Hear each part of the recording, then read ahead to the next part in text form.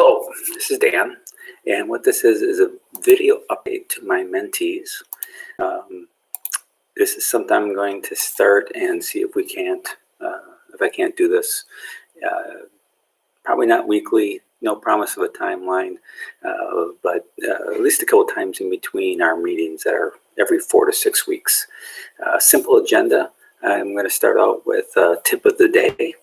The source of this is from Harvard Business Review. I get these on a daily basis. I'll kind of look through and find one I thought that might be interesting. Also, I'll try to pull something from industry news, give a quick update there. And then lastly, mentor topic. So really try to hit on 3 things and try to do this in something that might be 5 to 8 minutes. So let's just jump right in. The tip of the day. Something I wrestle with all the time because I understand the value of taking in more information, reading books, and it's really hard to find time. So the tip is, want to read more, read your phone less. I'll just kind of read through some of the things that they suggest here. Maybe you don't have enough time to read books, but consider how many texts, emails, and tweets you read each day and how much time you get back by cutting some of that out of your life. Making your phone less addictive can help. So here's some interesting suggestions on that. Move all your apps off the main screen so the phone is blank when you open it. I haven't tried that myself. Maybe I'll give it a shot. Use Do Not Disturb to quiet your notifications. I think this is funny. If your screen is cracked, leave it that way. I guess you wouldn't want to go to your phone if it's cracked and probably have bloody fingers or something. For a real challenge, keep your charger in the basement or anything that's hard to reach. And then kind of next, in changing your reading habits, instead of using a Kindle or iPad, try paper books.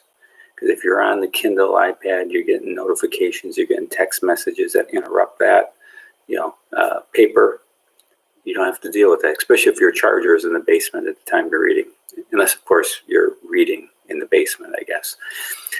So to try to motivate yourself on this, remember that research has shown that reading makes us more empathetic, compassionate, and understanding.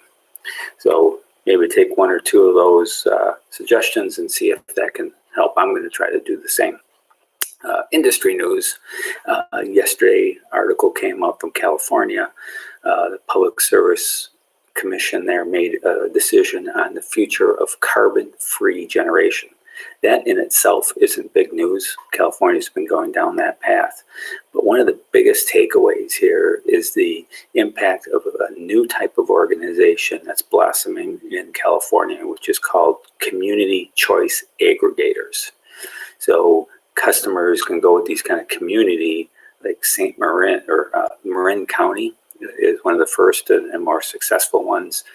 People in that county can actually kind of join in that almost like a municipal, but not quite the same, community choice aggregators.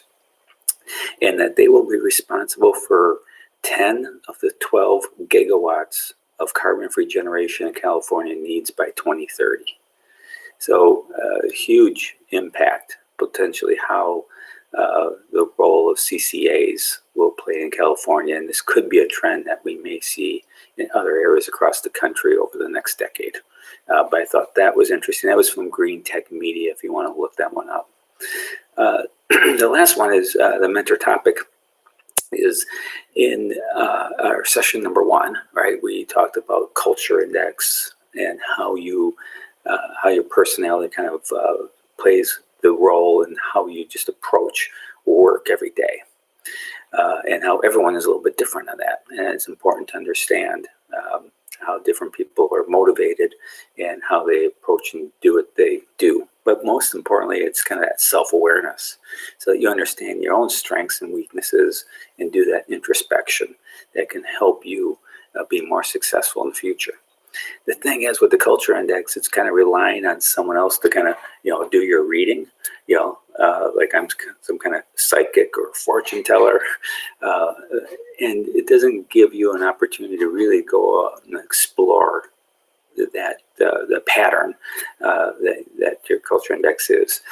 Culture index is really meant and built more for companies to use it like through a recruitment process and ongoing team building.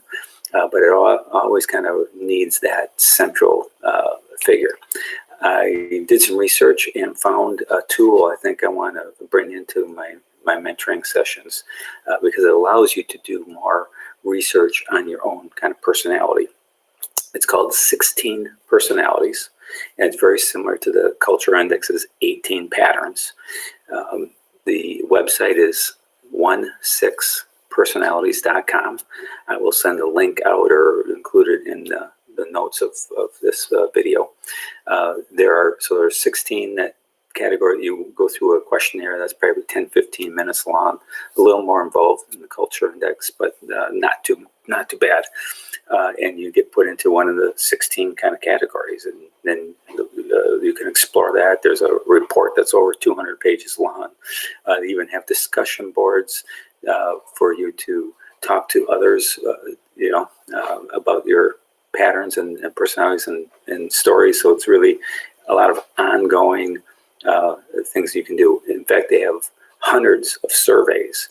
So you can take a survey and then see how your pattern answered that survey or how other patterns answered that survey.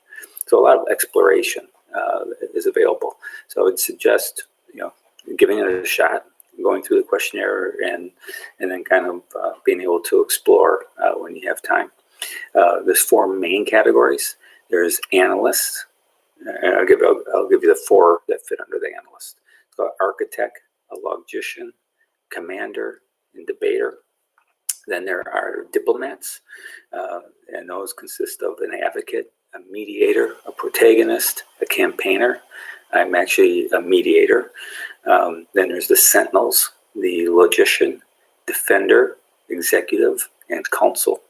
And lastly, there's the explorers, which is the virtuoso, the adventurer, the entrepreneur, and the entertainer. So I think it would be great to take that survey, and it gives you an opportunity over time to do your own research. All right, so that's my first video update for my mentee participants. I hope to do this again and try to get on a schedule at least probably a couple times a month. If I did this 2 or 3 times a month, I think it would be interesting, and try to keep it short enough and crisp enough so it doesn't take too much time out of your day, but maybe gives you a little more energy in between our meetings. Thank you. Have a great day. See ya.